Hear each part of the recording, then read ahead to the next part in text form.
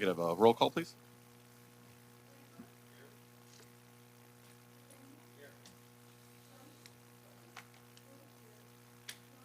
Here, we have a quorum. Item 4, consideration of the approval of the agenda. Do I have a motion? Councilmember Lambert? Mr. Mayor, I'll make a motion to approve the agenda. Thank you. Councilmember Begonia? Second. All those in favor, say aye. Aye. All right, motion passes. Move on to presentations.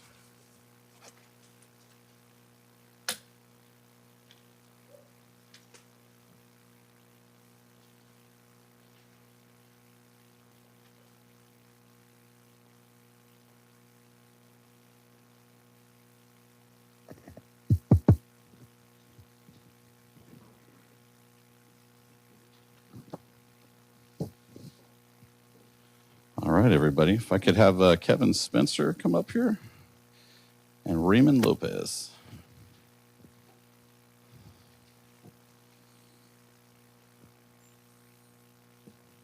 Gentlemen, how are you? All right, so Raymond, I'm going to start with you. In recognition of your outstanding performance and dedicated service to the city of Los Banos for being named Employee of the Month for June 2024 as a firefighter with our fire department. Congratulations.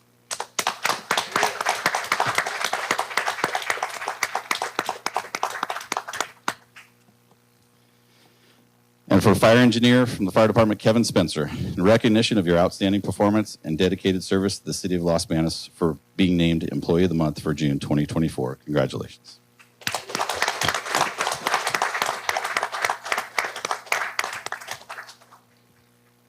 All right.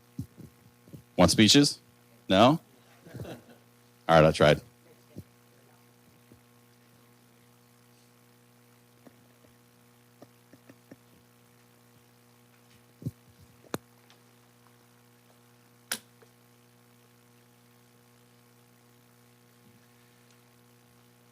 All right, move on to item 6, public forum. Members of the public may address the city council members on any item of public interest that is within the jurisdiction of the city council. This includes agenda and non-agenda items. No action will be taken on non-agenda items. Speakers are limited to a 5-minute presentation. Detailed guidelines are posted on the city council chambers information table in the back of the room. This time I'd like to invite the public to come forward, and just a reminder to silence or turn off your cell phones.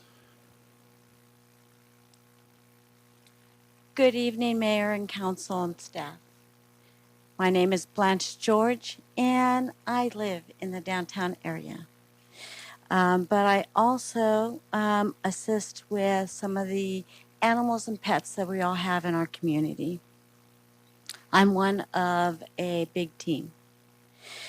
We did want to mention that we do have a fundraiser that the downtown businesses are gracefully work in conjunction with us, and that is going to be set for Friday, August 1st from 6 to 8 p.m. Oh, I'm sorry. I'm reading something about the community center. It's actually Friday, August 2nd from 6 to 9 p.m., and you can get your tickets at the Country Duck and other downtown businesses and through social media with the QR code. So we'd love to see you guys there and stroll with us and the cats.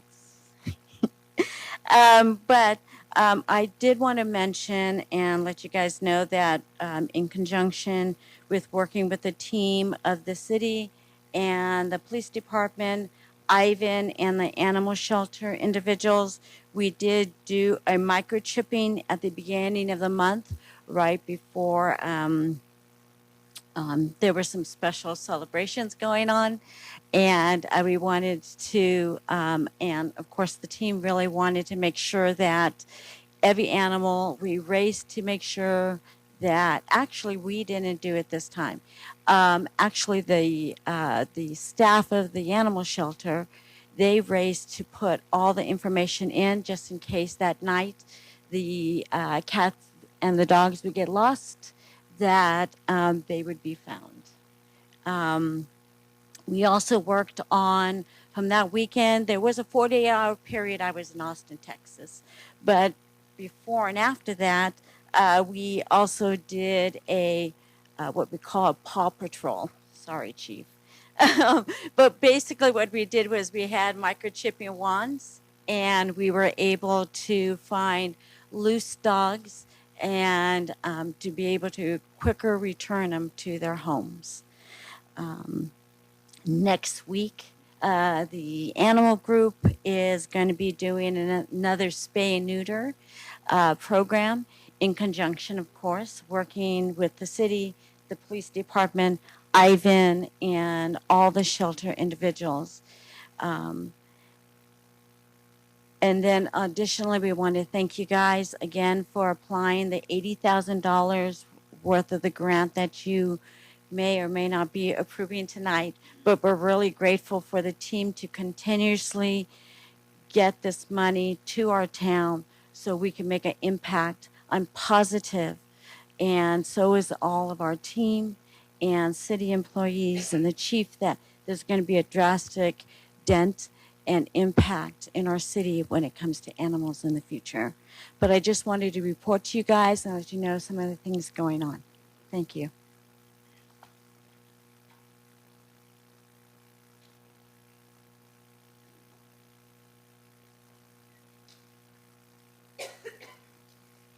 Hello, my name is Amy Benias. I am here this evening to speak with you about the unhoused in our community. The recent Supreme Court's ruling on laws criminalizing sleeping in public without safe and accessible shelter options is concerning. This decision will have severe impacts on individuals experiencing homelessness, particularly those with mental health disabilities. Individuals with mental health disabilities face a higher risk of harm in encounters with law enforcement, highlighting the disproportionate challenges they already face. The burden of criminal penalties and incarceration further intensifies their hardships, creating barriers to stability, wellness services, employment, and housing. Providing a safe place to sleep is a fundamental need for all individuals. Research supports the implementation of interventions like supportive housing. As Los Banos received funding for tiny homes but has yet to construct them, I am left questioning whether the city will continue to allow our unhoused to occupy public spaces without fear of repercussions. Because the ruling in Johnson versus Grants Pass happened after the last council meeting, as the July 3rd meeting was canceled, the city has not yet addressed this significant development or discussed publicly. As an advocate for the unhoused community, I urge the city to affirm that individuals facing homelessness can still seek refuge in public spaces until the much-awaited tiny homes are put in place. Thank you.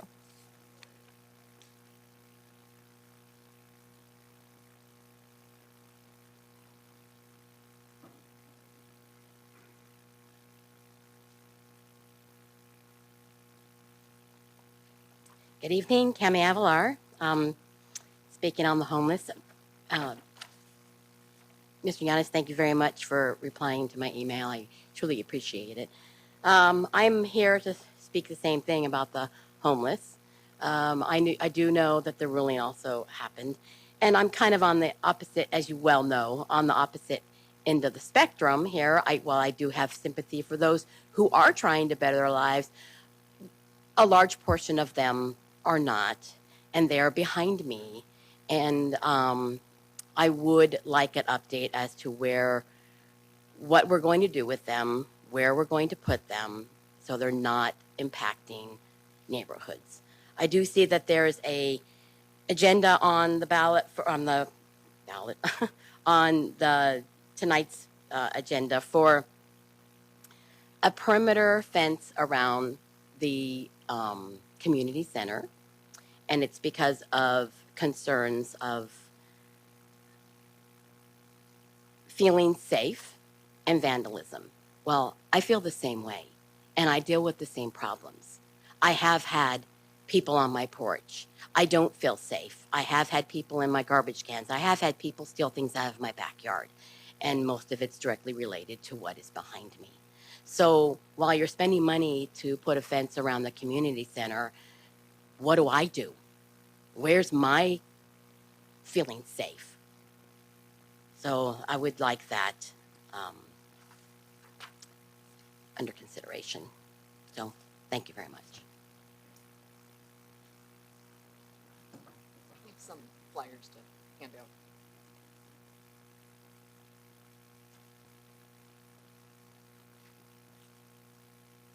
out. My name is Sarah Edwards.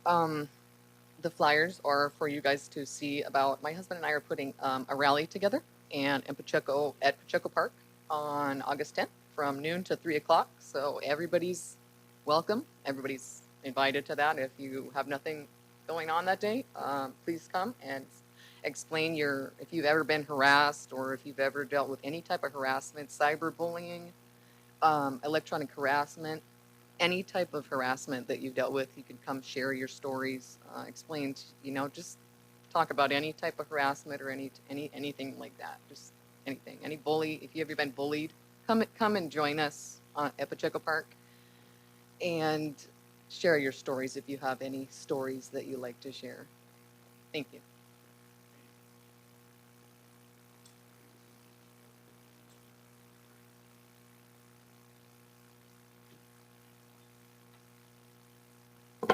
Mayor, council members, first off, I want to say thank you to all of you for the amazing work that you do, especially to our firefighters, to our police. Just really been taking for granted, I think, all the things that happen around us in the shadows that we don't see.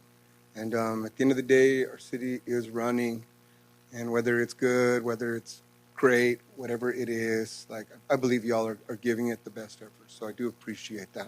And I thank all of you for your service.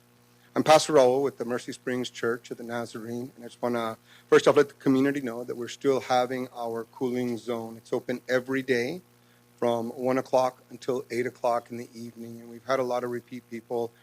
Been really blessed this year. It's been not as many unsheltered people, but it's good to be able to help some of the elderly and others who just can't afford to keep up. We have a couple who's come in, so they crank their air conditioner, and they just cannot keep up with the heat. So I want to invite others to come if you just want to get out, not give PG&E so much money, and put a little money in your pocket. So I invite you to do that. I also want to take some time to reflect on some of the things that have been happening, not just here, but just throughout our nation. This Saturday, I was a little shook up to see that someone, took an assassination attempt at Donald Trump. And regardless of what our political standings are, regardless of what we believe about gun rights or not, we have to recognize that we live in a place where our communities are so volatile. For whatever reason, we are able to quickly escalate in amounts and in speeds that we've never done before in history. We don't recognize that it's really not that big a leap to be a person who is shouting off on social media and listening in echo chambers to climbing up on a roof with a rifle and shooting at another human being. Something that we witnessed happen just a few years back in Gilroy, something that touched us very close. And so I say this because all of this comes back to just our ability to stop and look at each other and recognize that we are human beings, to just communicate with grace, to stop spending so much time slandering on each other, but to spend time asking how we can encourage each other, lift each other up, know where we're at. I would love for us to create such a community that we put the chief out of business. And I'm not going to lie, I think he'd be all right to retire if he wasn't needed. But we need him. And sadly, because of this, and a lot of it stems from what we see here, and I'm not holding you personally responsible, but ask, as the leaders, continue to just do what is right, to speak with grace, and to encourage our community to do the same. I want to encourage also our community, before you come up and blast on everybody, take time to speak, to see what's good, to talk to our neighbors, to get to know each other.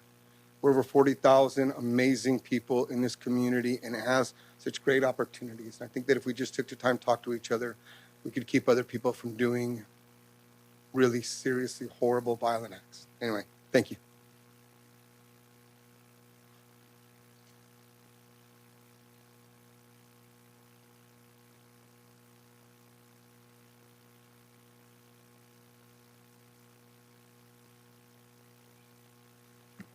Good evening. I'm Greg Hosteller, president of Branchwood Contractors and president of Stonefield Home. Mayor, you said several things which were politically sound bites, such as special interest. You talked about a meeting or two ago. Who are you talking about? You said that you called me about Shaughnessy, and you did. April 17th at 4:13 p.m. I was in a meeting in the office, and you left a 21-second voice message about Shaughnessy entrance. In 2 years, do you feel that 21 seconds is enough time to talk to me? I call that grandstanding and behind the scenes. That call was just moments before the city council meeting.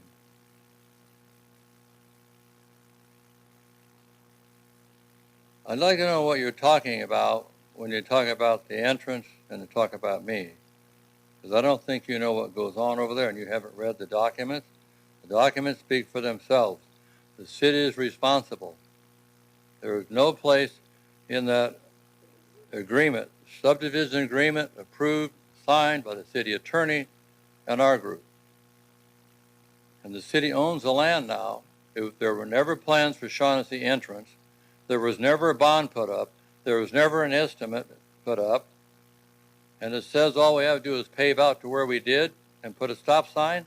And that's why the city accepted it as full and complete. You guys are still going in a circle, pointing a finger at me, and I call that slander. If you want to get together and see some documents that are otherwise, and show me those, I'm glad to see it because I saw them all today again. You talked about me talking to the city engineer after hours. I'm busy during the day, and so is he. Between 5 and 6 p.m. would be a good time to meet because he's new. But yet you go to Sacramento on League of Cities meeting and sit there and drink beer with the city attorney and Begonia. You want me to pull them pictures out now? I can go pull them out. I can go out in the car and get them. And Begonia's sitting there drinking beer. He's sitting there smiling, drinking beer. It's like a taxpayer-funded rodeo there. So I call it unprofessional and a waste of taxpayers' money. I'll be back on that one. I got lots of things to go with that. So the other thing, the majority of you got out at 4:30 at the League of Cities meeting, stayed an extra night till 10 o'clock the next day on taxpayers' money, I assume, based on the information that comes out of the Public Records Act. And you, Jones, you're a hot mess. You don't tell the truth. You're a liar.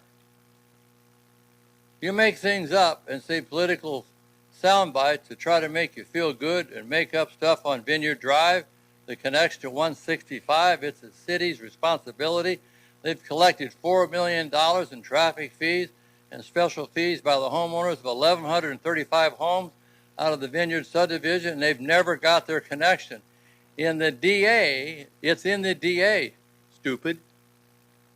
Read it and get your lies right. It's very clear they collected the money and it's the city's responsibility, and you said that I walked away from it. That's a lie. That's slander. I filed a complaint with the city last Thursday. I will file a lawsuit against you and the city soon. You just make stuff up. Shaughnessy Park. You awarded the bid to a contractor and you don't even own the land. It's been there vacant for 4 or 5 years, and you think it's my deal. You guys didn't buy it. You collected $7,400 on every permit in Shaughnessy to build it. And you didn't do any plans. You didn't do anything. But blame it on me. 30 seconds. Another slander case. And you said I kicked off the contractor. I did not. He was putting the fence in the right-of-way, and I let him know that I owned the land, and the city may not know. You need to check with them. And you can't go to work there because he doesn't have insurance to go to work on my land. And you make it up. You just make stuff up so it sounds good. Well,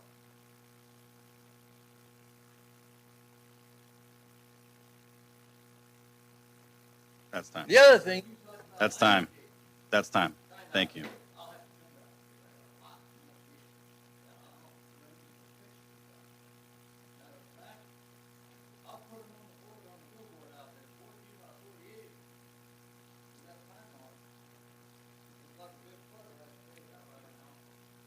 Okay, we're done here. Next.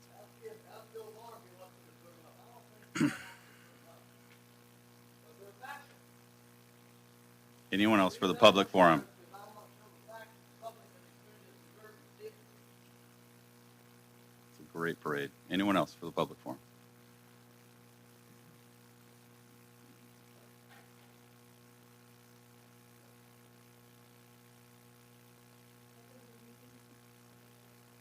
Council and staff. On behalf of the Downtown Association, I would like to extend our heartfelt gratitude to the City of Los Banos and the Los Banos Police Department, the Los Banos Fire Department, and our generous sponsors, Coldwell Banker and Calgin and Associates, Sutter Health, Young's Air Conditioning, and Ronnie's Landscaping for their partnership in our farmers market in conjunction with the 4th of July celebration. We also want to thank the entire community for your continued support. Additionally, our next farmers market will be on July 25th, and we are grateful for the partnership with Joe Dolbosky and the City of Los Banos. I am excited to announce our upcoming events, the Farm to Table event on September 12th, so please stay tuned in for the Farmer of the Year 2024. Also, our first Central Valley Mariachi Festival on October 6th in the downtown. We are thrilled to partner with Joe Gutierrez from State Farm for this event and the Chamber of Commerce. So please stay tuned for more details. Thank you and have a wonderful evening. Thank you.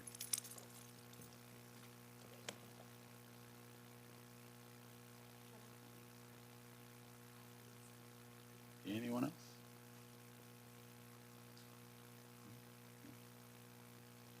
All right, we'll close the public forum.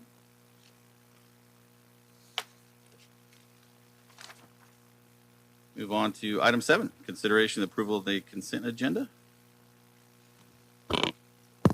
Items on the consent agenda are as follows. Warrant numbers 245883 through 246237 in the amount of $2,738,630.54. Fourth quarter investment report for 2023-2024.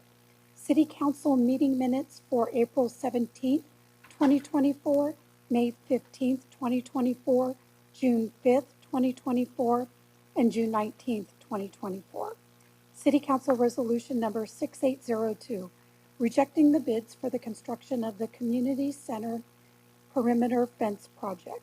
City Council Resolution Number 6803, accepting the Officer Noah Jones Ballpark Sidewalk Improvements Project as complete and authorizing the filing of a notice of completion with the Merced County Recorder. City Council Resolution Number 6804, authorizing the city manager to execute a professional services agreement between the City of Los Banos and Corollo Engineers, Inc. to update the Water Master Plan in the amount of $246,500. City Council Resolution Number 6805, authorizing award of construction contract to Rolf Construction, Inc. in the amount of $577,590 with a 10% contingency in the amount of $57,759 for the Monroe Avenue Waterline Project. City Council Resolution Number 6806, authorizing award of construction contract to Consolidated Engineering, Inc. in the amount of $971,707.91 with a 10% contingency in the amount of $97,170 for fiscal year 2025 street rehabilitations project.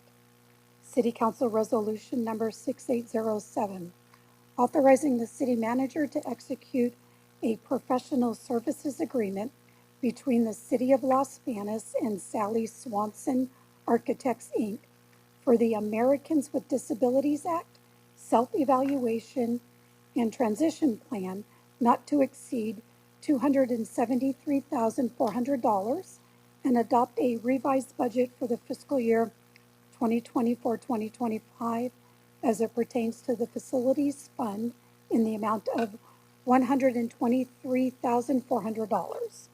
City Council Resolution Number 6808, approving the acceptance of a $80,000 UC Davis Coret Shelter Medicine Grant in connection with California for All Animals program and amending the fiscal year 2024-2025 budget by increasing the appropriation amount for expenditures and revenues in the amount of $80,000. City Council Resolution Number 6809, approving the usage of donation funding in the amount of $7,540 and amending the fiscal year 2024-2025 budget by increasing the appropriation amount for expenditures and revenues in the amount of $7,540. City Council Resolution Number 6810, accepting grant deeds from Lodi Development, Inc. to the City of Los Banos for the future site of the Los Banos Fire Station Number 4 and for the future Pioneer Connector, a portion of APN 430-010-035000.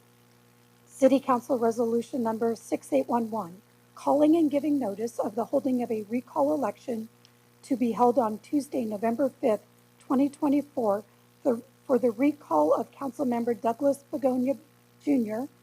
as required by the provision of the laws of the state of California relating to general law cities. City Council Resolution Number 6812, calling and given notice of the holding of a recall election to be held on Tuesday, November 5th, 2024, for the recall of Councilmember Brett Jones as required by the provision of the laws of the state of California relating to general law cities. City Council Resolution Number 6813, authorizing the city manager to sign a 24-month lease agreement with Will Scott for a flex modular unit in the amount of $351,154.07. And the items are to be approved as submitted. All right. Thank you for that. I'm going to request that item M as in Mary and N as in Nancy be pulled for discussion in a separate vote as well. And then, Councilmember Lewis, you have something? Thank you. I'd like to request to pull item D as in David, F as in Frank, G as in George, H as in Harry, I as in Ida, and O as in Oscar.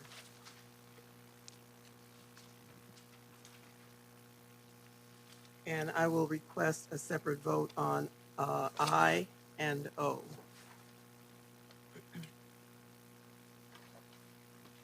right. So just so we're clear, so D, F, G, H, and then separate vote on I and O. That's correct. Thank you.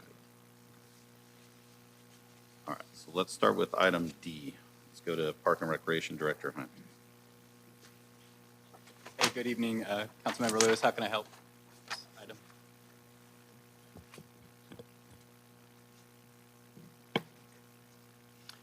Okay, well, I read over the project and basically it indicates that a perimeter fence of 6 feet is being requested to go around the community center, the south side of the community center from the east to the west of the facility.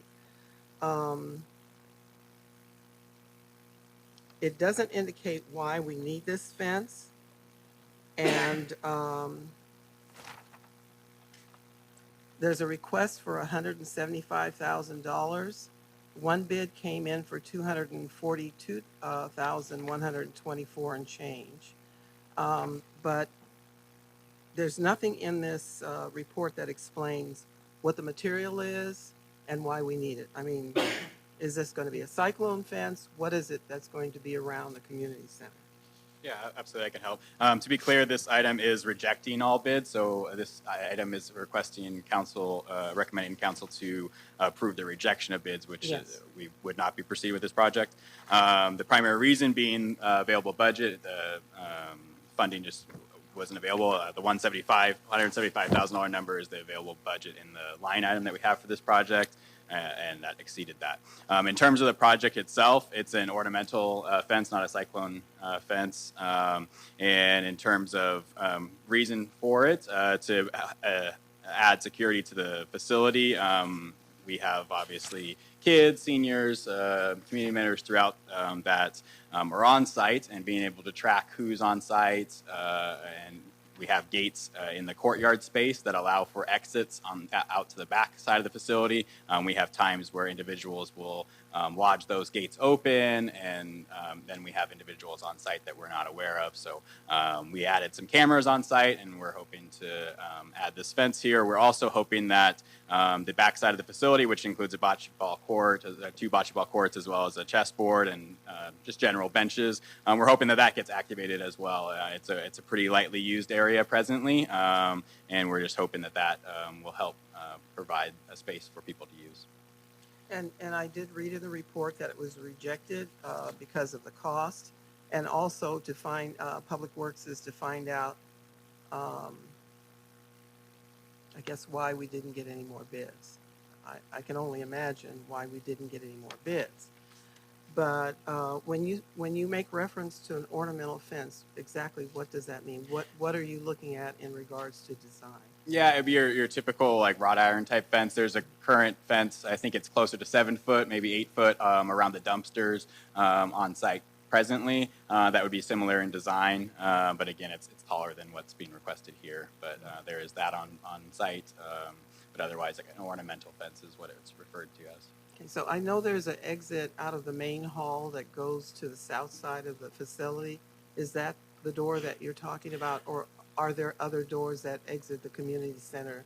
So there's the one west? main entrance in terms of the lobby space, but in terms of when you get into the courtyard, there are 3 total gates, metal gates, those big tan gates that allow access. They have push bar exits, so anybody can exit those at any time, and that allows individuals to take advantage of that, leave the gate open. It may be intentional, may not be intentional, but it allows access that we would like to prevent. Okay. And in regards to people coming in the community center that you may not have knowledge of through these accesses, has that happened often at the community center? It does happen, yes. We have to call PD on a regular basis, all sorts of different issues, but just being a site that is really a focal point in the community, we have a lot of individuals that are drawn to the area, and we do our best to keep the security on site as best as we can. Okay. All right, thank you. Okay, move on to item F.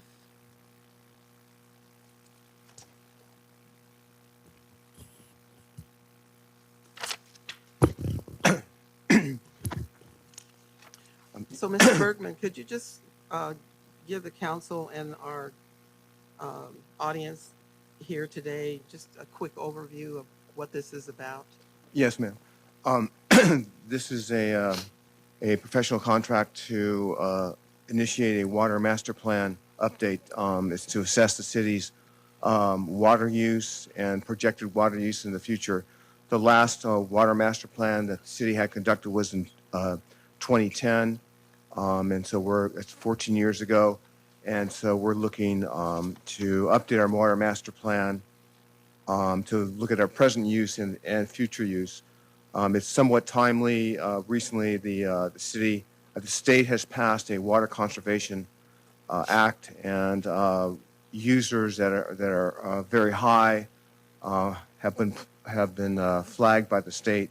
Our use is a little above average, so this would be a good time to also a good time to assess our usage and look to solutions for water conservation, as well as provide for future use. Okay. And in the staff report on page 76, let's see, probably third paragraph down, it indicates that in addition, stakeholder meetings will be conducted by this organization in coordination with the city to involve key stakeholders identified by the city, and will be important in, the conveyance of this project. So who will these key stakeholders be? Of the public, also the irrigation districts, the businesses and residences, and anyone else who has a interest in water usage now and in the future in the city. Okay, so I'm assuming, based on your statement for the record, that when you say community members, there will be community stakeholder meetings set up so that the community can come out and have input into this, or just hear what they have to do? Yes, ma'am. It would be input. We'll have a presentation of the draft master plan, where we're at. We'll ask the public to participate, explain what the study was about and what we're looking at, and take public comment. And I would hope that the council would be invited to come to these Oh, yes, stakeholder ma'am. meetings, because, once all of this is completed, we're asked to make a decision on funding it. So I would hope that we would be invited as well, so that we can hear what this project is going to be and what the state requirements are going to be Yes, in the ma'am. future. Okay. All right, thank you on that one. Councilmember Lambert? Yeah, appreciate it. Mr. Berger, one more question, just a couple things. You said the last one was done back in 2010. Is there a time frame, or should be there a maintenance part? Since the growth of our city grows pretty quick on a master plan. How often should we? Generally, at least every 10 years, and if you're moving faster, possibly 5 to 7. This one obviously is longer, but generally the rule of thumb is in the industry, you should have a current master plan no longer than every 10 years, and if you have a lot going on, 5 years is not too soon. Okay, appreciate it. Thank you. That's all I have. Moving on to item G.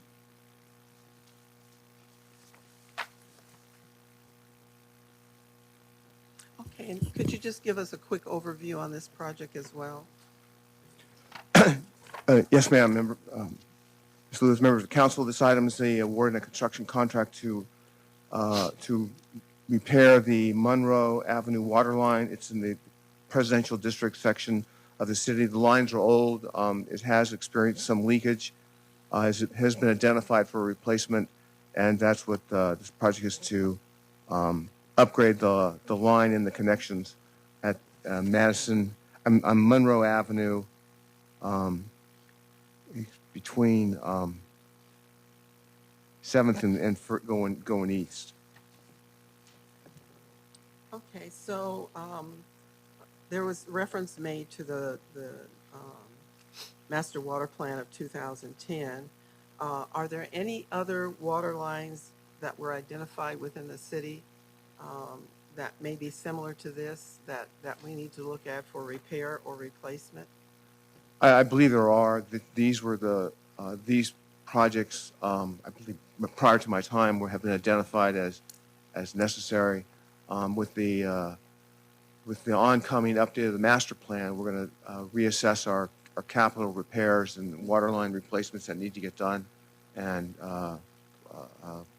look to making different repairs, or reassess the project list and go from there. Okay, and it also indicates that this project is designed to increase the fire flow to meet the necessary water supply criteria in the area. So do we have lower pressure there than we do in other parts of the city? And there has been some lower pressures, primarily due to the age of the line is old. It's like caked on the inside, so the flow gets restricted. If you replace it, the circulation goes better and the pressure goes up, and water service and fire service is increased. okay, so this doesn't affect any other parts of residential areas surrounding or going south, east, or west of this particular area. It's only concentrated in this area. Well, I would say the streets, contiguous to Monroe will also see improvements, because the water is it's in a grid, So there'll be some approximate benefits nearby. Within that? Within the area. Okay, Yes, ma'am. all right, thank you.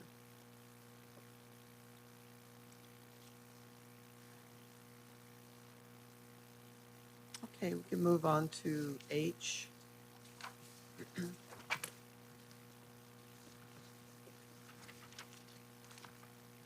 Yes, ma'am. Members of council, this is the award of construction contract to repair a series of streets that are in adverse shape. These were identified in the pavement management study that was conducted, I believe, last year. So this is a set of streets that have been identified over a series of streets over several years, and this is fiscal years 25's the street rehabilitation. These are the streets that have been identified for repair. We put out a competitive bid, and the award is in an amount of $971,000. Okay, so in the background report, it indicates that MCAG hired a consultant that did a computerized laser study for the entire county, and, you know, all the streets, I'm sorry, have been identified as a result of the study. And so I assume that your Department of Public Works downloaded information from that study to identify these streets based on that project that MCAG did, or is this a separate project that the Public Works Department did? No, ma'am. These come out of the study. The study assesses all the streets, then makes recommendations based on use and age, and recommends repairs of several streets in a series. The worst ones, we try to do the worst ones first and move on. And so these are the series of streets that have been identified at the study for 2025. Okay. So we have a dollar amount here that's requested to be approved tonight, and we have 9 streets. Did each of these streets have a dollar amount assigned to them to add up to this $971,000? Yes, it is broken down per street. I don't have that. I don't believe I have it in the report. No, it's not in the report. I thought maybe you might have the information I because, I don't. I can't provide it to council as necessary. okay, and also based on, again, this is a contract, but I'm trying to assess some information here. Based on the program that MCAG has set up, that there is a rating system of 0 to 100, 0 I assume being the worst type of street, 100 being good. Have these streets been rated, and do you have any information on their rating? Yes, they have been rated. I don't have it in front of me. My general impression is that these are rated at 50 or less. We're trying to do the streets that are under 50 and 40. They're pretty bad shape, and so you try to get to over 50 systematically. So these are in that range. Okay. And for the financial department,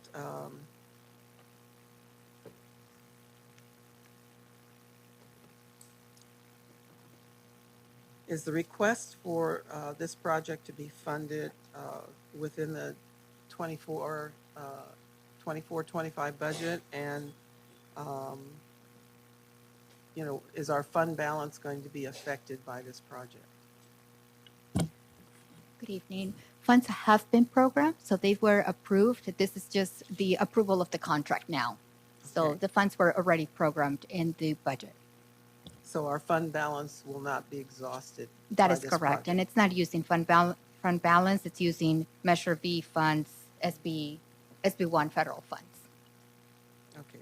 But even with that, you know, that can affect future projects. So I just want to make sure that we're not exhausting, you know, those fund balances for this one project. that we're Absolutely. gonna be- These items have already been programmed and Okay. approved by the council. All right, thank you. Councilmember Lauer. I'm good. Okay. And so we'll move to item I. Yes, ma'am. This item I is a award of a contract for to prepare a evaluation and transition plan for the city's ADA facilities, American Disabilities Act facilities throughout the city. The city has been the recipient of several notices over the years to provide a transition plan for the city, which means you assess the public facilities, how they can service handicapped individuals and handicap accessibility. We got the notices, issued an RFQ for professional services to prepare a plan, and received several proposals. The best one was from Sally Swanson and Associates.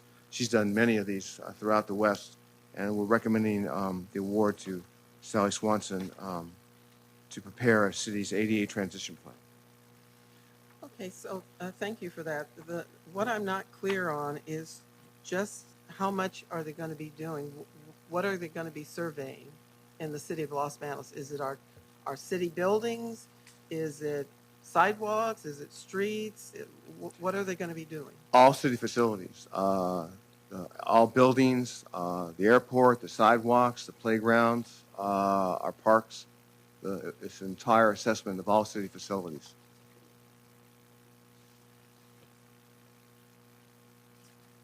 Okay, and I know that under ADA law, there is a requirement that a CAPS-P person who is certified does the initial evaluation for any ADA upgrades or changes that you need to do. But in my reading of this project, and correct me if I'm wrong, is this organization, Swenson, going to be training our staff to do any type of assessments? Or how does this work? Their training is to, the overall training of the staff is to be aware of ADA barriers, if there are. Also, the plan that we put together, that it may take 5 to 7, 20 years to implement, so the staff's aware of the plan that's going to be implemented in the schedule. And then also to be aware of, as we in the city's day-to-day operations, that we may have to make some accommodations in our city facilities and operations to accommodate ADA accessibility. Okay, so since it takes someone that has specialized training to identify and recommend to the city any corrections that need to be done, I guess I'm real concerned as to why we need to pay such a high dollar amount for an organization to come in and train our staff on this. ADA laws, we have California laws for ADA, and we also have federal laws for ADA, and they could change at any moment. So, the money that we spend on training people today could be outdated by next year, depending on what law changes may come down. We've had new streets that were repaved. We had Cardozo, we had Birch. I'm sure there's some other streets in the city of Los Banos where the ADA access on the sidewalk had to be taken out because the law had changed as to the width of the access that needed to be refitted for those streets.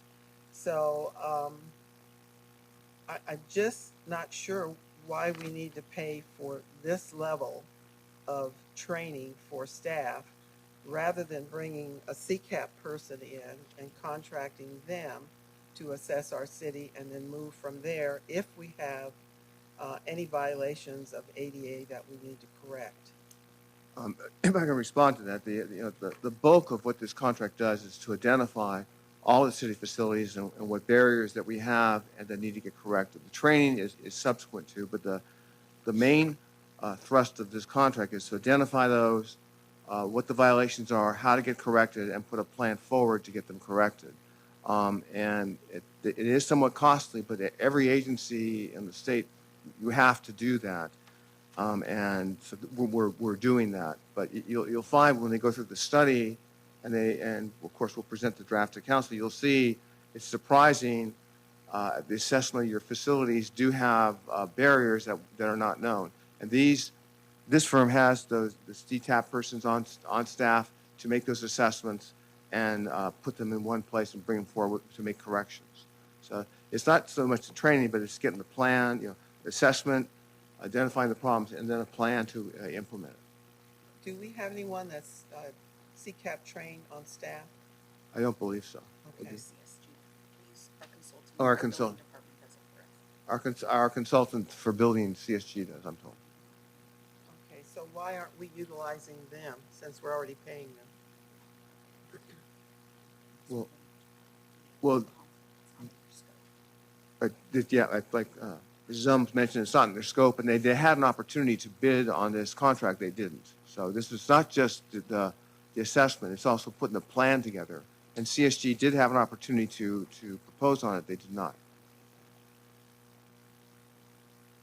Okay, well, I'm really concerned as to why we need to go into the depth of the plan that's on here, the scope of this plan.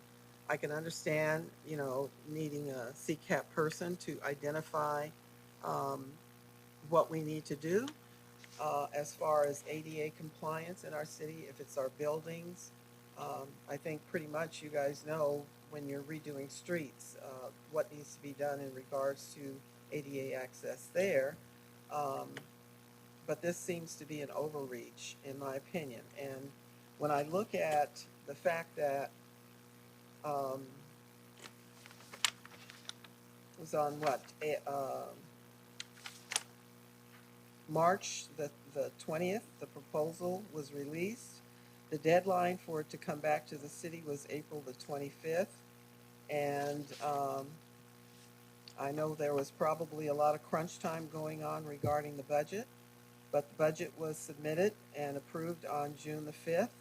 And now we're being asked to fund an additional amount of $123,400. I don't know why that assessment was not taken care of when the budget was done.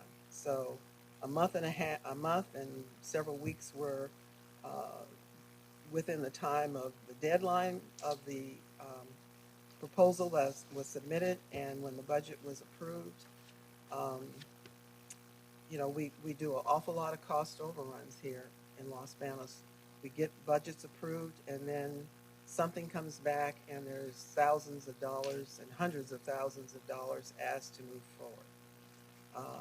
So that's just my take on this.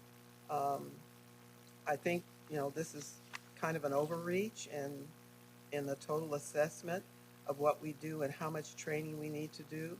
I think it would be better if we had just a CCAP person come up with our violations, if we have any, and let our city staff do the planning, through you as to how we're going to move forward and get this done. I think we have staff that are intelligent enough to do that. Okay, thank you, Mr. Mayor. I'll move on to the next one. Hey, Councilmember Lemon, do you have something on this? Appreciate it. Stacy or someone, when was the last one done for the city? We've not had one done. We haven't had one. So if we've had an accident, it could cost us quite a bit if we did have an accident containing to a disability. And that's why you hire a CCAP Well, I person. understand we have that's understandable, but we need to find the faults. I mean, yeah, we have some pretty good engineers, or pretty good people but we still need, in my view, yes, it's a lot. It's $273,000, but I think that $273,000 could save us $2 million if something happened. So that's just my. For perspective, in the interest of cost, I did look at several other cities. I can't remember if it was Healdsburg or Petaluma in Marin County had a population of 14,000, and they're spending over $200,000 for their transition plan. It is surprising, it is costly, but all cities are having to face it and put plans together. Well, I remember several of our restaurants ended up closing down several years ago due to ADA. And so That's all I have, Mr. Mayor. And if I could follow up, those restaurants were aware of their violations but did not move forward with them. In this plan, it looks like the SWAN organization in the plan has a Scott Saddlemeyer, who's a CCAP person, and also a Don Saltz, who's a CCAP person. The CCAP person is the only person that can identify legally what your problems are. You can't just have someone willy-nilly come in because they've gotten some certification out here or there. It has to be a CCAP person. So that's what I'm saying. We can hire a CCAP person to work with our staff to identify what violations, if any, that we have and make those adjustments and make plans. Our staff can make plans as to going forward. This has nothing to do with a lawsuit, in the future. This is about where can we have cost savings on this project by hiring the one appropriate person who's going to be able to identify. Our staff can say, oh, I think this sidewalk over here needs to be done, something needs to be done with it, or we don't have a bar and a bathroom or what have you.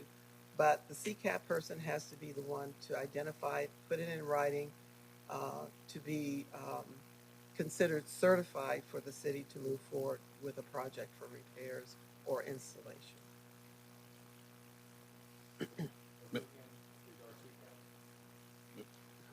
The consultant. We, CSG has a capacity, but they're not.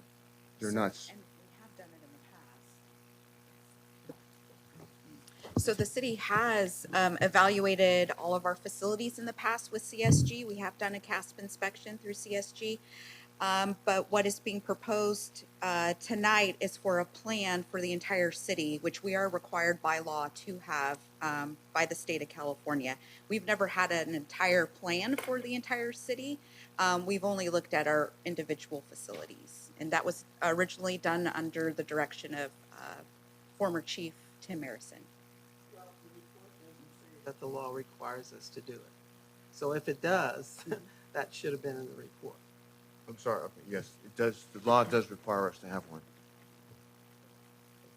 Okay, so Are you finished with this item?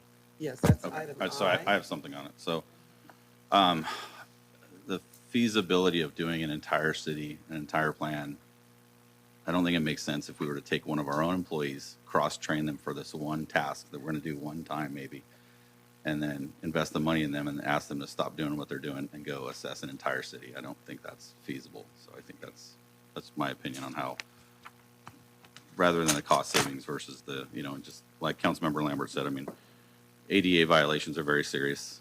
People use them as a monetary gain, unfortunately. And so that's something we need to take care of sooner rather than later. Mike, thank you. I wasn't asking for an employee to be certified. There are people out there already certified. There are 2 people on the SWAN staff that are certified. That was mentioned in the project. I can see those 2 people working with our staff to identify, but all the other training that we have to pay for is where I question. So I'll move on to item O.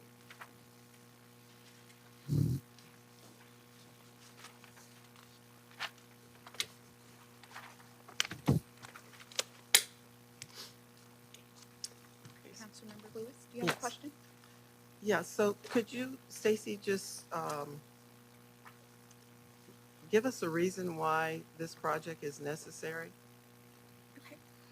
So currently at City Hall, we are reaching capacity in terms of capacity for employees and for growth of the various departments. So with that, the city is renovating across the street, the police annex building.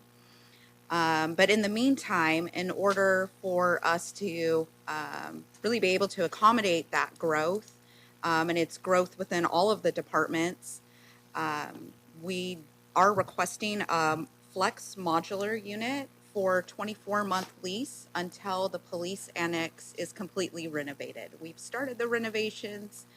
but it will take about 24 months to complete. And so this would just be a temporary facility where we can have a one-stop shop with building, planning, and engineering services. For the last about a year, we've been disconnected from the housing division. We've had no room at City Hall to house them. They've been housed at the police station. So we would be able to then house them at this facility. Actually, it's been not quite a year because the new police station hasn't been opened a year, but soon thereafter of the police station opening, we had to move our housing division out to be able to accommodate and make room for growth within the finance department. So I read over the report, and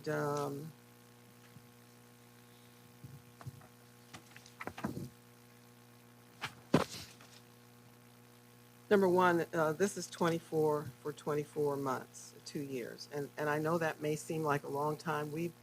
I mean, ever since I've been on council, your department and that whole side of our building has really been overcrowded. But I think about how long our police department was overcrowded and how long they were in a sardine can for many years.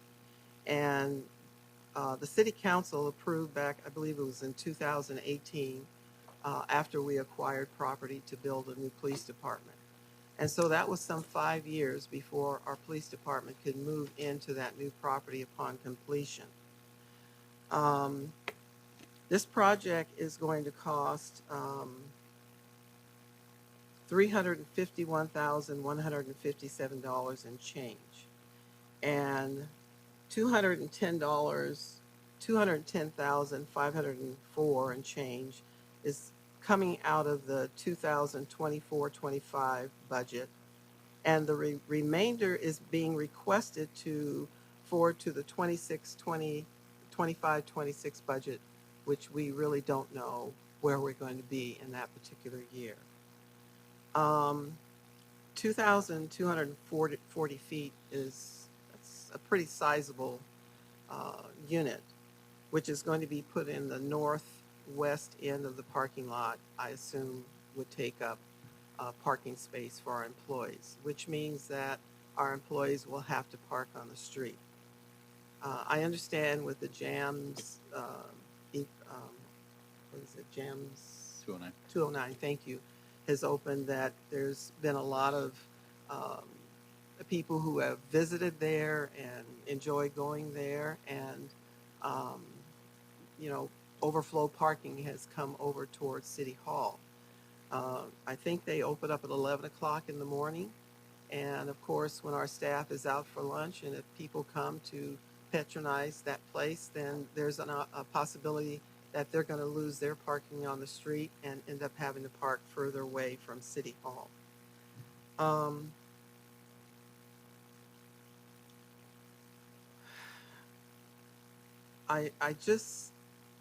I think that 24 months is not a really long amount of time to wait for that building to be renovated to save the city $351,000 and $154,000.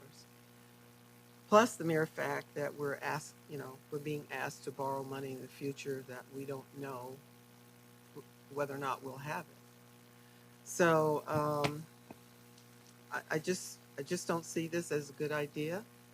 I feel badly for our staff, having to be in a situation that they are in, but this money could be used for something else that may come up in the renovation of the annex building for them.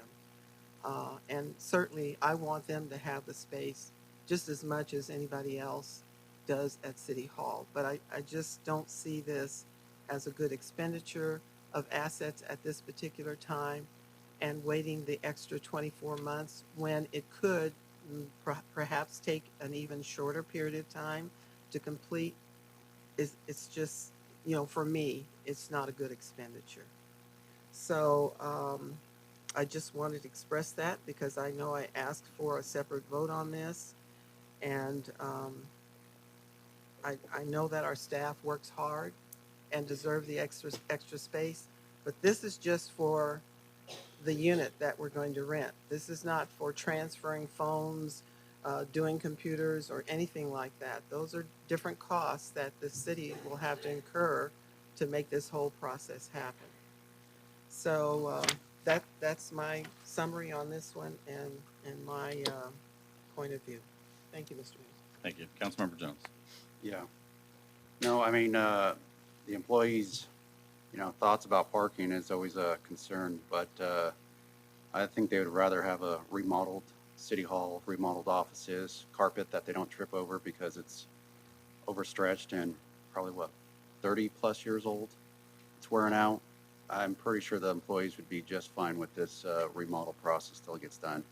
And it's just something that we need. So I'll say I was one of the sardines in the can at the police department for 14 years. And I will tell you that I would have gladly taken a 2,200 square foot module to move into during my time there. I think, again, and I see the dollar amount, and I understand what Councilmember Lewis is saying, but if we're going to invest money and see the best return on our investment, it's got to be with people. People are going to give us the best return on investment if we just invest in them. And so to get our staff out of a cluttered area where they can work and move, I think it's a well worth investment, in my opinion. Break room in there, the employee break room for file storage? Yeah. Yeah, I think it's long overdue. So we're going to do I as a separate vote and O, correct? Okay. Let's start with I.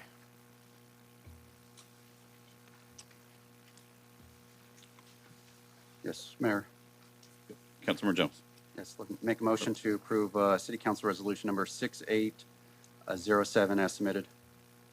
And do I have a second? Councilmember Begonia. Second. All right. All those in favor? Aye. Aye. All right. Move on to, I'm sorry. Oh, okay, let's do it. Let's do a roll call. Lambert. Begonia. Yes. Jones. Lewis. Yanis. Yes. Let's move on to O. Can we get a roll call vote on O? Do you have a motion? O? Councilmember Jones. Yes, Mayor, I'd like to make a motion to approve City Council Resolution number 6813 as submitted. All right, can I get a roll call vote? Or Councilmember Lambert. I'll second. All right, now a roll call vote. Who did the second? Lambert. Oh.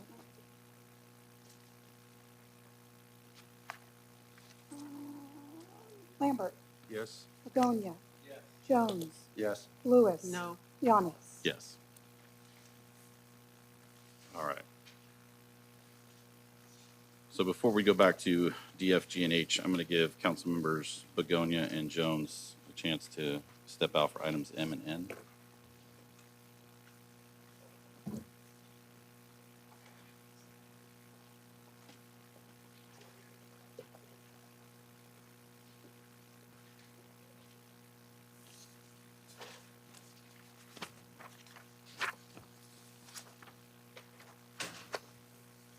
All right, so for item N, really we can discuss them both at once. M is in Mary. We start with our city attorney.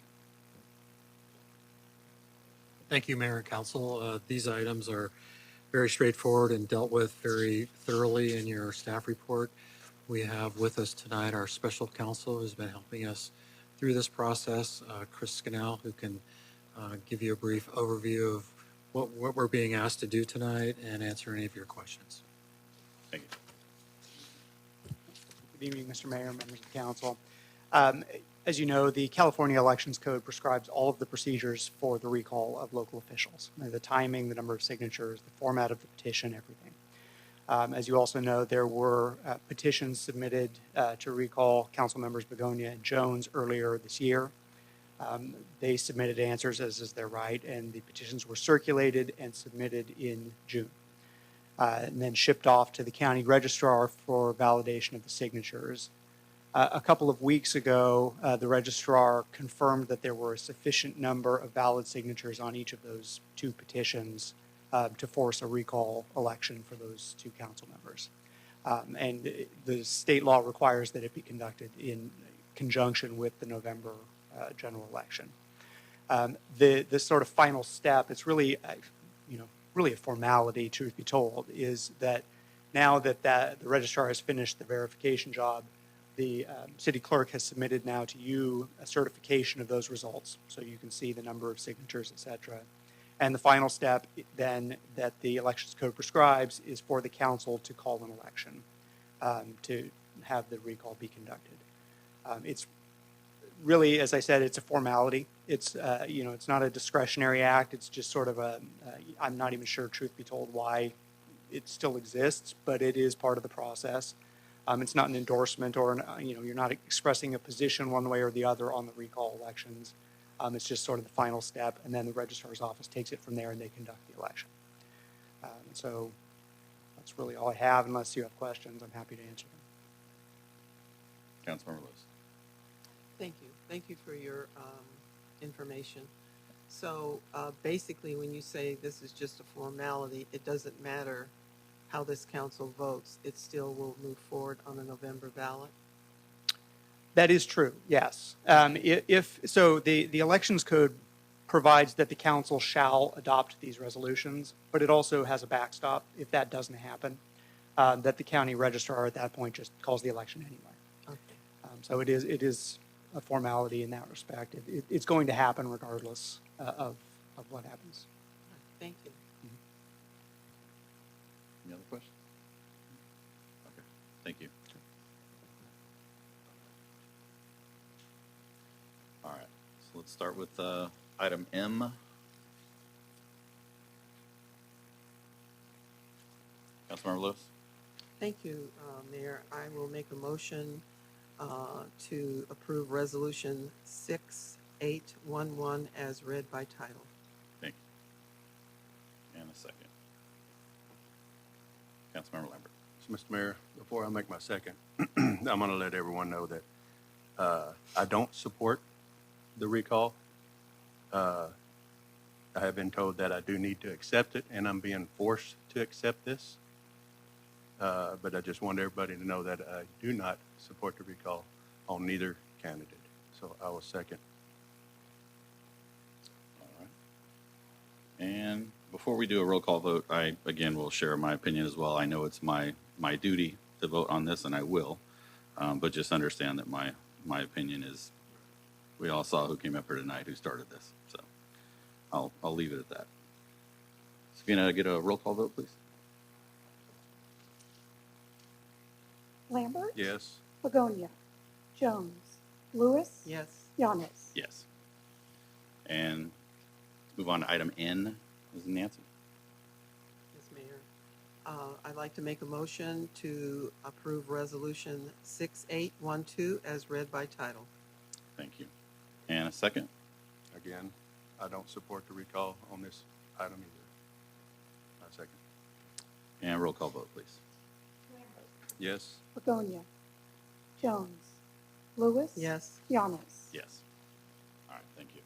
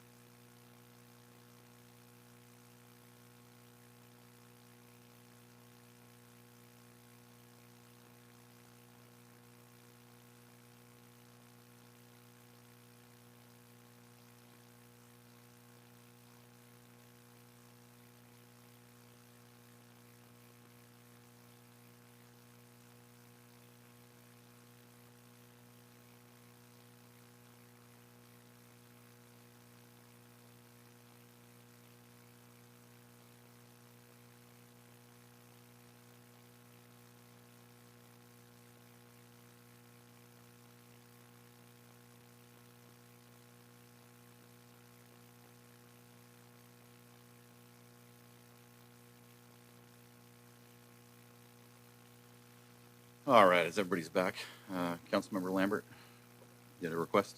Oh, yeah. Yeah, I just want to, I pulled item B. And it's just for a quick update. Not really an update, but to just let us, So B is in boy. item B, I'm sorry.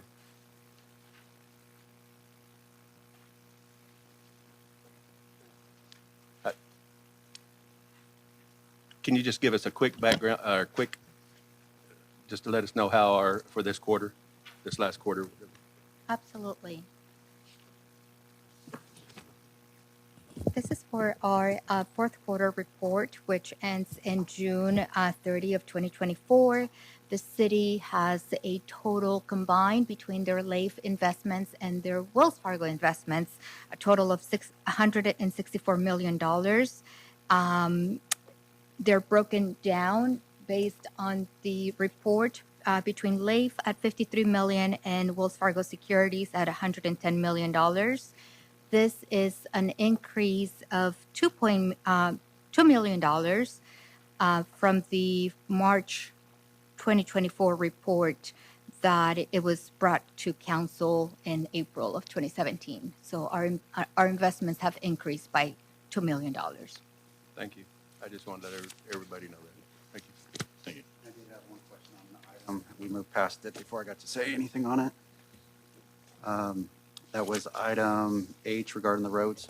Trying to recall, didn't we approve a budget on our budget hearing for about $1.7 million, give or take, for roads? Yes. And so we're only spending, I'm guessing estimates came in less on the roads that we initially thought. So we might have room later on after those roads get taken care of to maybe add some roads, some additional roads? Okay, so that, at that point, that will probably be coming back around to council for approval on those bids. Okay, so, and then with the $2 million we made in this last quarter, it sounds like we definitely have the money to take care of it. The Even though it's a the different monies fund. are distributed or allocated between the different departments. In funds, the majority of this is housed or held in the enterprise funds. Okay. So the general fund does get a small portion of this investment or the interest that it's allocated, but it is not it's not the full $2 million. Majority of it goes to the enterprise funds. Perfect, thank you. That's all, Mayor. All right, thank you. All right, so the remaining items that we need to vote on still are A, B, C, D, F, G, H, is my understanding. A, B, C, D, F, G, and H is what I have. Yep. Yep. O, E. Yep. J through L, correct. Yep. Not confusing at all. Okay. All right, do I have a motion? Councilmember Mayor. Jones. Yeah, Mayor, I'd like to motion to approve the consent agenda items A, B, C, D, E, F, G, H, J, K, L. And I don't think I'm missing anything else in the alphabet, but all that. All right, do we have a second? Councilmember Begonia. Second. All right. All those in favor? Aye. All right, thank you. Motion passes.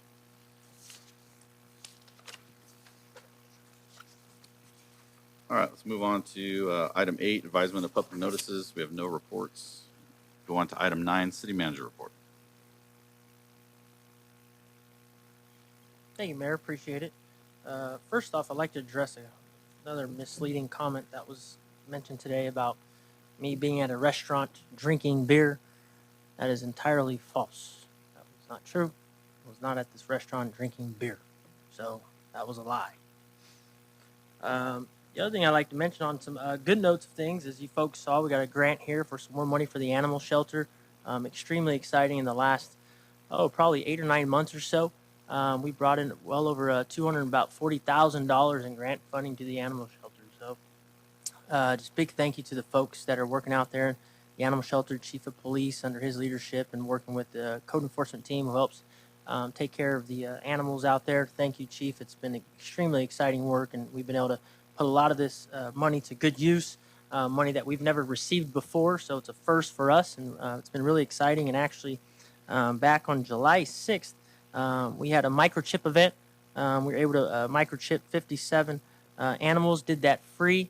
And this is, I think, our third event that we've done for the community, and we had never not done these before. So a lot of good things that we've continued to do with this funding, and just a big thank you to UC Davis. They've been really helpful and supportive of our local animal shelters. So I just can't say thank you to them enough, and it's been really great for the community for that.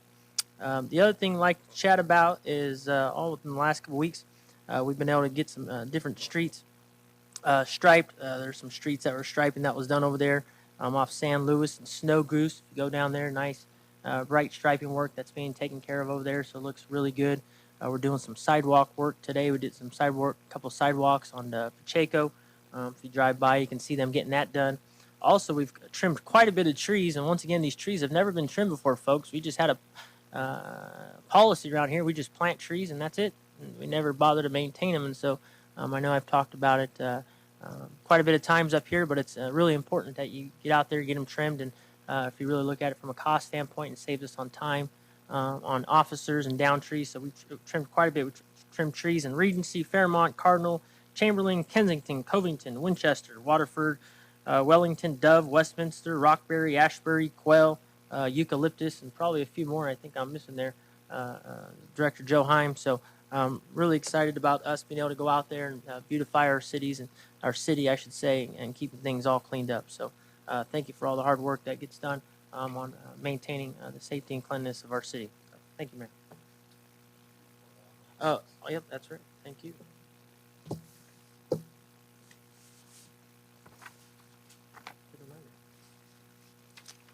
And then also on June 20th, 2024, based upon an annual performance review by the city manager, the community and economic development director's salary will be increased to $15,026 monthly, $180,312 annually, effective February 1st, 2024.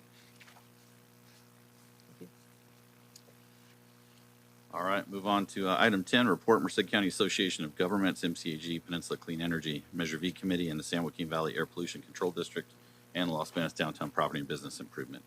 We'll start with San Joaquin Valley. Councilmember Lewis. Thank you, Mayor. At our last board meeting in the month of June, the Air Board adopted and approved its annual budget of over $600 million, and our operation costs for the organization is $73 million. We also accepted $4,700,000 from Cal Air Board, or CARBS, the California Air Resources Board. $3.83 million is funded to purchase new vehicles for people who have vehicles that are older than 2006. It is income verified. And $870,000 will go to Valley CAN program. It is a program that is set up for anyone who, well, they have drive-through programs. We have them here in Los Banos. They're out throughout San Joaquin Valley. It is also an income verified program where if you need repairs, replacement of vehicles that are older than 2006, and there are rebates offered also to help you purchase a new vehicle. The next Valley CAN Tune-Up, Tune-In program event will be held in Los Banos on May 17th, 2005. And that's the drive-through event for people who have vehicles who can't pass smog or who have repairs that they can't afford to do. And anyone can participate in that particular program, the drive-through program. Also, we accepted $9 million from EPA to fund tractors and heavy-duty diesel vehicles. The DERA, which is the Diesel Emission Reduction Act, the first $4,500,000 that the $4,500,000 that was given to us by EPA is the dollar amount. The district will match with $5,906 and change. Farmers will be, have their match of $6,750,000. The total project will come to $17,156,250. And that will be enough to replace 102 tractors in the San Joaquin Valley for farmers. The other half of the 4.5 million will go to replace heavy diesel trucks that are 2018 and older. The 4.5 million will come from the DERA. Participants match will be 5,156,250, and the total project is 9,656,250. And this will be enough to replace 18 heavy diesel trucks on the road. And that is my report for the Air Board. We will not have a meeting this month, as it is the 1 month in the year that the board doesn't meet for a vacation, if one could say. Thank you, Mr. Mayor. Thank you. Go to the downtown. Comment. So we had the 4th of July event, and I was just amazed at the turnout. It was probably the biggest single-day event as far as turnout with people probably the city has seen in many, many years. I think the only thing that can trump it is the fair, but that's multiple days. So I'm really excited to see what the Garlic Festival might do. But it was just amazing to see everybody out, a lot of vendors, a lot of support, a lot of help, a lot of volunteers. Thank you to our downtown director for all your work and putting that together. That was not easy, but it was amazing. So good job. All right. Go on to MCAG. We have our meeting tomorrow. Tomorrow I will take over as chair of the MCAG board. Vice chair will be Scott Silvera. So we'll have a West Side voice on MCAG now. Peninsula Clean Energy, the meeting for July has been canceled, so I don't have anything else on that. Go to item 11, City Council member reports. Councilmember Lambert. Thank you, Mr. Mayor. I want to thank the city staff. Did a great job today answering all the questions that were asked and all the info that they do have. Also, I want to just make a quick comment on a couple of ladies about the homelessness.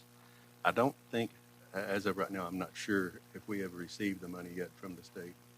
But once we do receive it, you guys will be the first ones to know, and then we'll start the process, I'm pretty sure, on going about utilizing that money for the homelessness. It is something that we do. Our young ladies inside the city or wherever they're stationed at over at the city police department, I'm sure they work daily on doing the best they can to help what they can with the homelessness. So that's all I have, Mr. Mayor. So like Greg Hostetler said, I ate lunch on my lunch break with people I know, then returned back to the convention. What a terrible thing to do, so I want to apologize to the city for that. I drank a beer in the event sold beer itself, so I mean, I hope my mom and dad will ground me when they find that out. Sometimes being up here, that's the things we hear. It's just flat out silly. But that's the whole game. Say as many silly things as you can to the public. Maybe you'll get a few. I mean, I imagine if we would have had the people out there collecting signatures against us, telling people I ate lunch on my lunch break, that'd have been at least one factual thing they would have been telling them, and how terrible I am for that.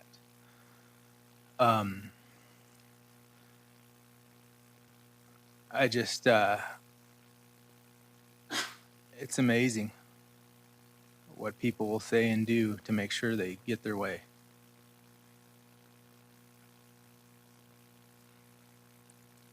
That's all I have to say.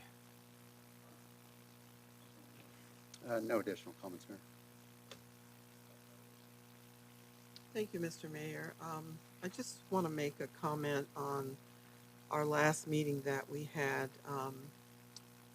it was the third time I had requested information from staff about the TOT tax audit and whether or not we had received any information back, but could never get an answer from anyone.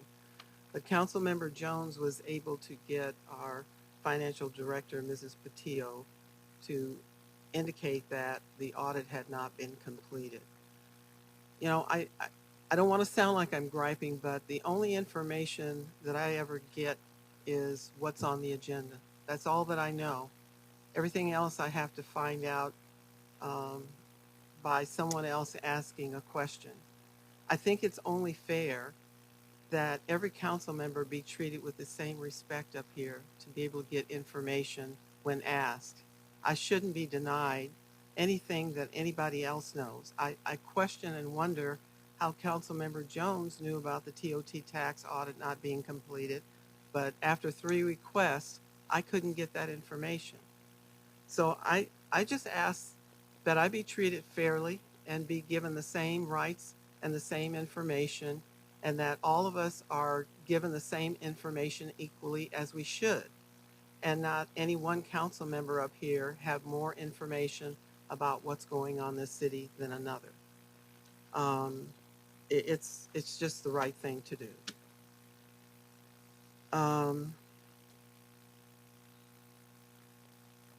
The other question I'd like to ask, and I don't know who could answer this, perhaps our city manager, but we've had one contract approved with our Police Sergeants Association, and we've had no updates, we've had no closed sessions or any information about what's going on with any other contracts.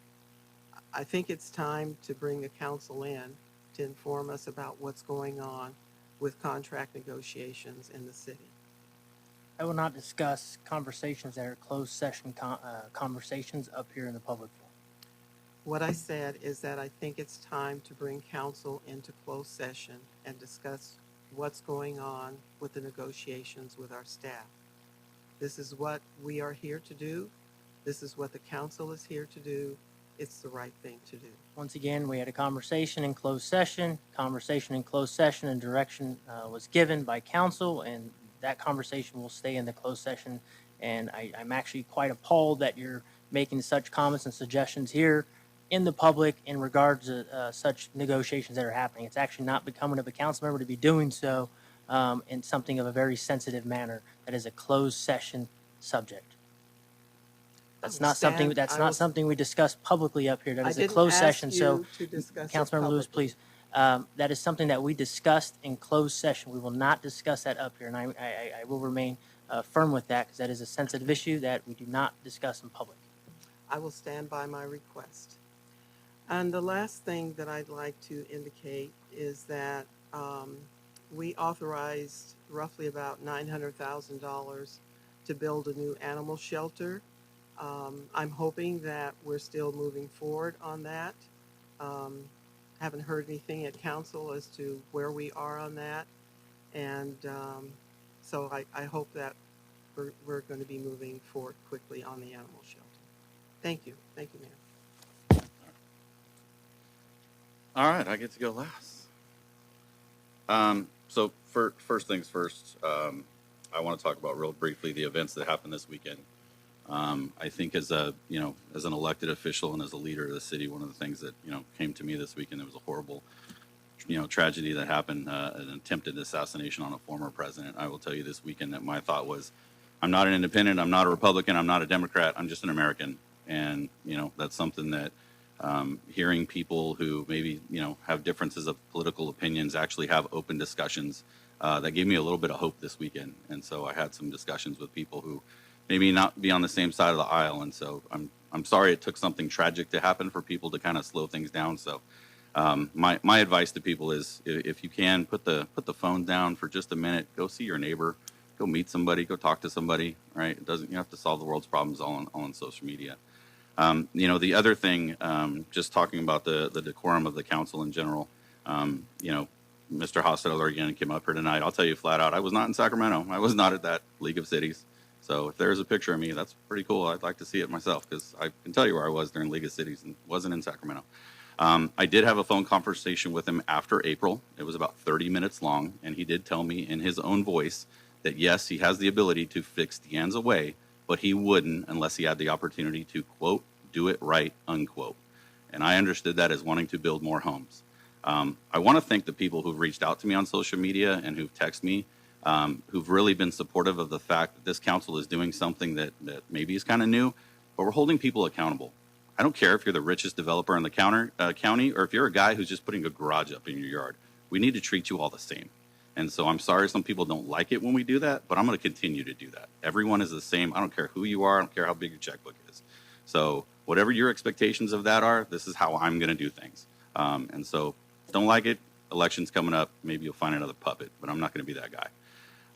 Also, on the matter of decorum with council, I do want to recognize, and I've said this before to Councilmember Lewis, that if she sends an email or does a request to any city staff asking questions and does not get any answers, to please report that back to me. I know that we can all do public records requests.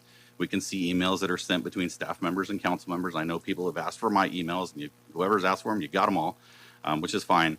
So I would encourage Councilmember Lewis to do the same. And again, if someone's not answering questions, then that's a different subject. But also on the matter of decorum, we did have a closed session item at our last council meeting. And while meeting in closed session, we were given some confidential information that was printed on paper, and we were instructed by our city attorney to hand that paper back, and Councilmember Lewis refused. And she took that confidential piece of paper home with her, which I found to be a little troubling since we were legally directed not to do so. And so again, if we're all gonna be on the same team, then we all need to play by the same rules. And so that's all I'm holding people accountable for. With that, looking for a motion to adjourn. Councilmember Jones? All right. Meeting adjourned 7:38.